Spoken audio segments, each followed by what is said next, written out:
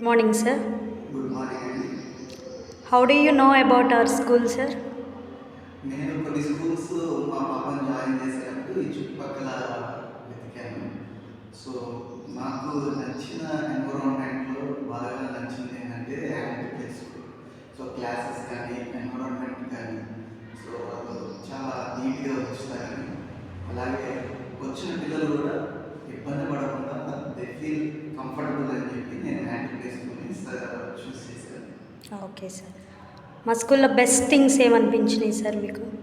The best things ఏంటంటే తక్కువ మంది స్టూడెంట్స్ని గ్రో చేయడంలో మీరు బాగా కొంచెం ఫోకస్ చేస్తున్నారు. అది నాకు చాలా బాగా నచ్చింది.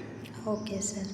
మా మంత్లీ వీడియోస్ అన్నీ ఫాలో అవుతున్నారా సార్? మంత్లీ వీడియోస్ అన్ని యాక్టివిటీస్ చూస్తాను. యూట్యూబ్లో ఓకే. కానీ ఫేస్బుక్, ఇన్స్టా. చూస్తానండి. Okay sir.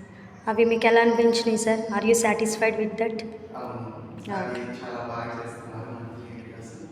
సో వాళ్ళలో కూడా నేను కొంచెం ఎంకరేజ్మెంట్ అనేది చూస్తున్నాను పిల్లలు. Okay sir. కమ్యూనికేషన్ అనేది ఎలా ఉంది సార్?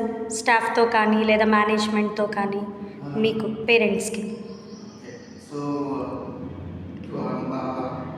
మంత్లీ కానీ లేకపోతే 2 months ఒకసారి మీరు జూమ్ మీటింగ్స్ అటెండ్ చేస్తారు. Yes, every month. ప్లస్ నేను పర్సనల్గా మీట్ అయినప్పుడు కమ్యూనికేషన్ స్టాఫ్తో కానీ అందరితో బాగానే ఉంది. సో మీరు కొంచెం ఆ మాటలు వినడానికి కూడా ఇష్టపడుతున్నారు.